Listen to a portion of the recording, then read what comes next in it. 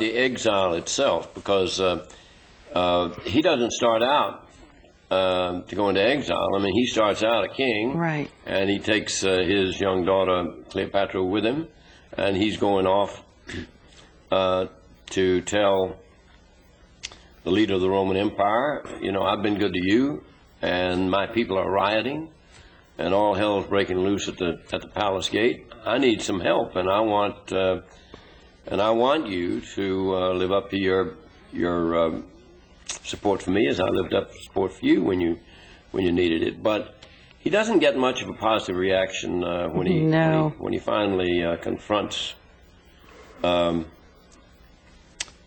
part of the triumvirate. Right, and the king, poor King Ptolemy XII, Oulides, he's called by his people, he didn't get too much help from them. The Romans only helped him when they were able to extort enormous amounts of money from him. And I wanted to have Cleopatra, you know, Cleopatra did observe these things as a child.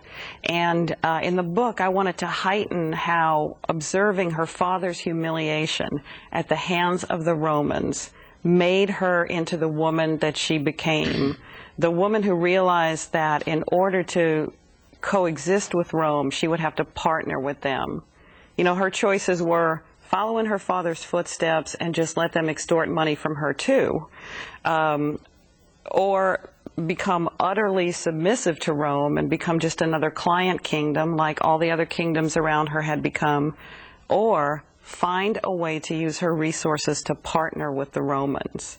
And she did manage to pull that off. Now, her sister Thea is telling her father,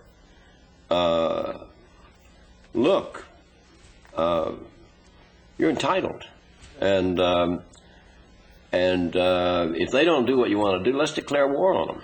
Right. And he says, Rome rules the world, and I cut their throat, I'll wind up getting my throat cut first.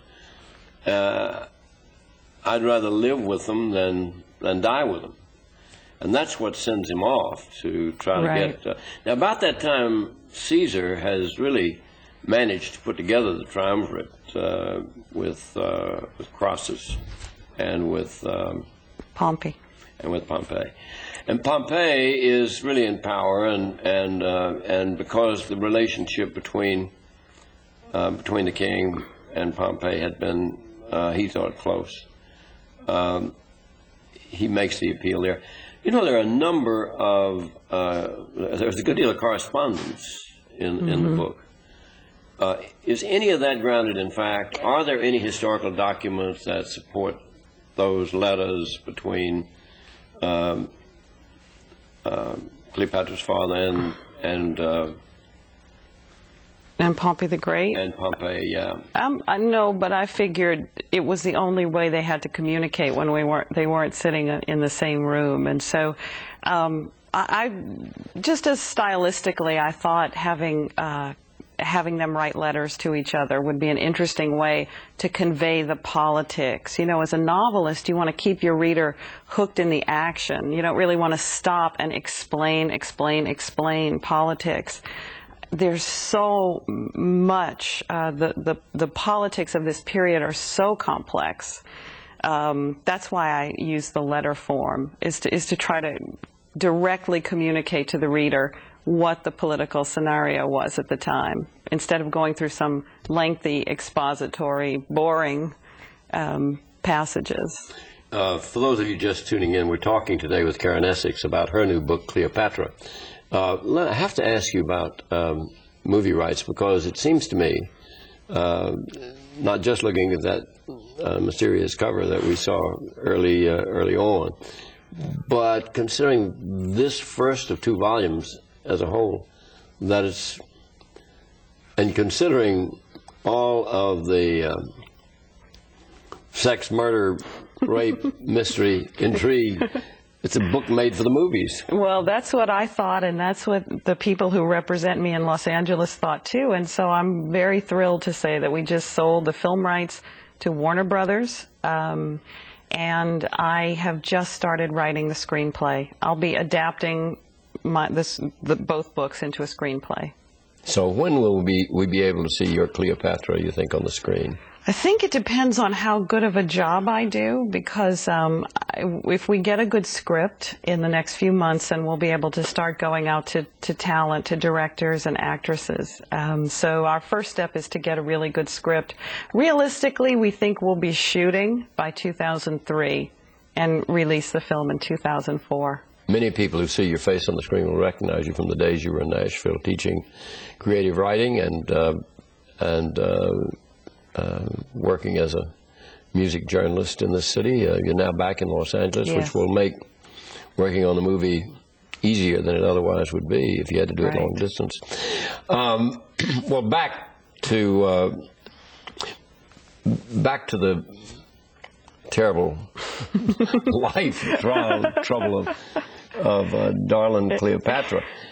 So while she's in exile, they find, first of all, they get a communications from Meleager, who is a eunuch who is in some ways the Rasputin of the play. I mean, he works behind the scenes, first of all, to get to take it away from him, and to take the crown away from her stepfather.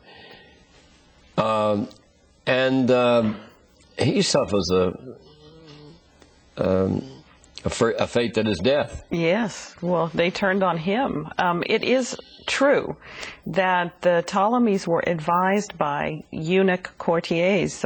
When most people think of eunuchs, they think of sort of painted, silly men who tended harems. With slaves, yeah. Right, but in the court of the Ptolemies, eunuchs were exalted people. It was thought in the ancient world that eunuchs, because of their physical condition, were extremely loyal to whomever they worked for, because obviously they weren't going to go off and have families, or that they were unable to form, solid romantic attachments because of their condition. So the only person they had to lavish their loyalty on was the person to whom they were advising. And so Meleager, while he's an invented eunuch, his character is based on the historical eunuchs that surrounded and advised the Ptolemies. And if you look at Ptolemaic history, it is full of conniving eunuchs. Yeah, and the book has more than one. Yes. If you take Cleopatra, she's now getting a little older in exile. She's got this half-sister who has the crown. She's also got a very ambitious sister, Berenice, who decides, Thea did it to Pop. Right. Why don't I pop Thea? And she does. She does. And Meleager to boot. Yes. We can only assume that she viciously stole the throne while the king and Cleopatra were in Rome, because when the king came back, he in fact executed his daughter for her crime. So you can only imagine the viciousness with which she must have acted to be executed by her own father. Still in her teens. Yes. Let me ask you about two scenes. First of all, let me ask you about the trial scene. With the help of Rome, finally he's back in power. Right. And here he is, presiding over a court in which he tries his own daughter for 3 murders and for treason. Right. 3 murders